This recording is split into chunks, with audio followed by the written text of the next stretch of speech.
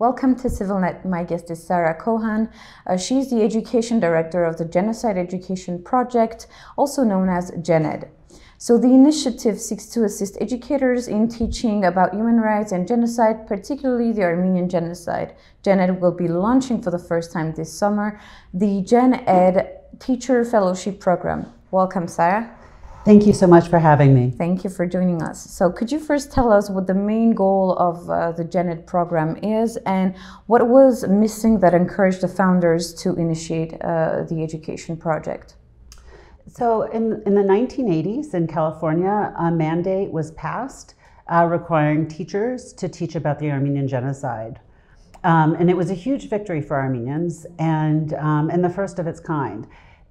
By 2000, teachers still weren't teaching the genocide in California, and so our founders, Rafi Mamjan and Roxanne Paitjan, started looking into this, and what they found was, which we know from mandated subjects, is that if those mandates aren't funded, then teachers don't have resources or the training to teach about the subject. And so what they found was that teachers didn't know the history and they had no resources, and the Armenian Genocide was left out of textbooks and no educational materials to teach about the genocide. So Roxanne Paitjan and Rafi Mamjan created the Genocide Education Project. And it became officially kind of solidified in 2004. And in 2005, I joined as their education director. And so what they saw California, but they realized that the entire country had the same problem. And so we've been doing teacher trainings on the Armenian Genocide, but we also look at the larger picture of genocide. We like to put Armenian Genocide in context so that students have a better sense of one, how often this happens and what the warning signs are, and can start thinking about prevention measures. And so we created lesson plans for teachers, resources, and then started doing workshops. And we've done workshops in many of the states, and we speak regularly at national educational conferences. And yeah, I hope. I mean, we know teachers are using our materials, and we know, and we've worked with some textbook companies and departments of education at the state level, at different states levels, to try to see that the Armenian Genocide is better incorporated. And it is, but not as good as we'd like. But it's a start. So as I said, this summer the organization will launch a new program. It's called the GenEd Teacher Fellowship Program.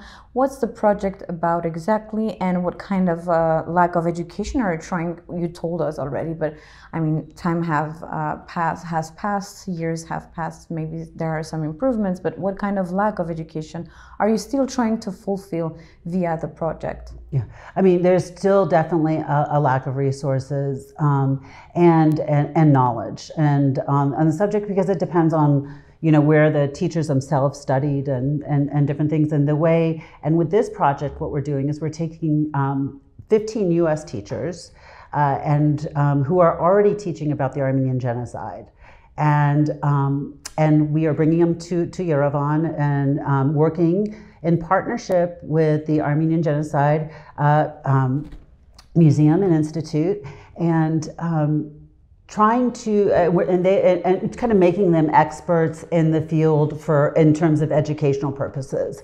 And so we're going to be looking at different approaches, pedagogical approaches, methodological approaches, psychological factors in teaching the genocide, specific history, and a comparative look as well, so that they can talk about Rwanda along with the Armenian Genocide, or the Holocaust along with the Armenian Genocide.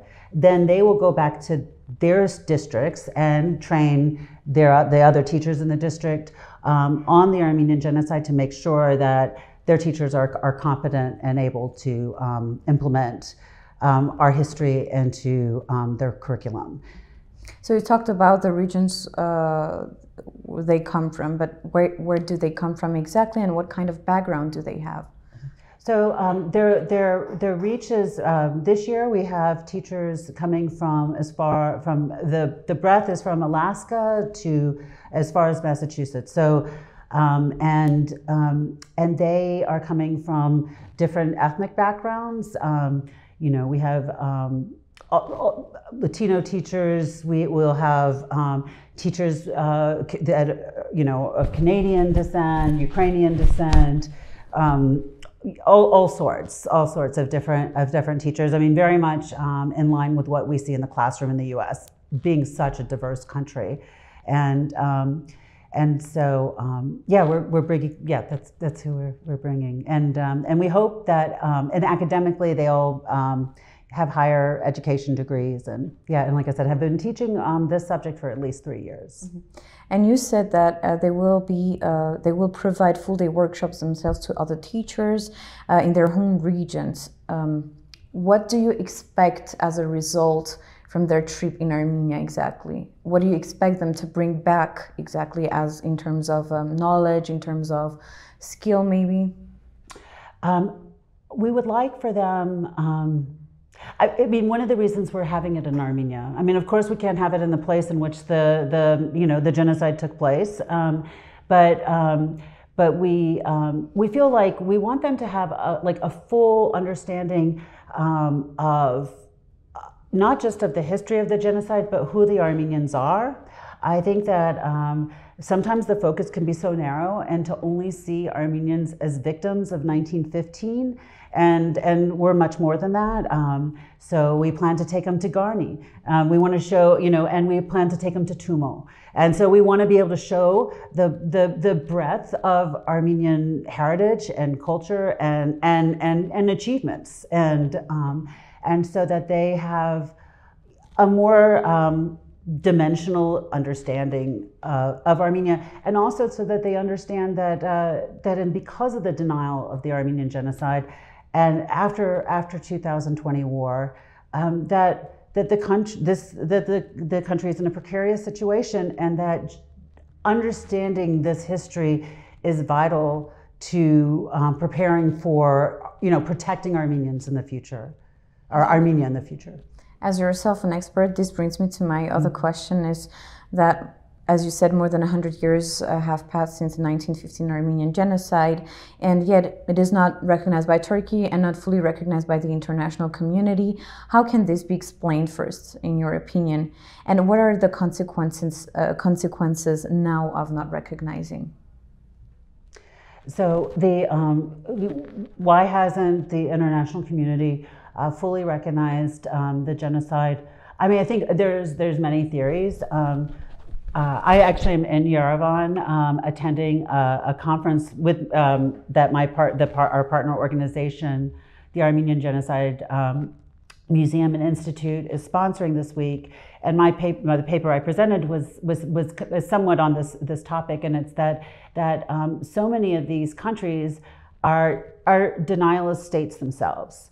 The United States is not that much different from Turkey in the sense that in the United States, genocides were committed and they've been refused to be acknowledged.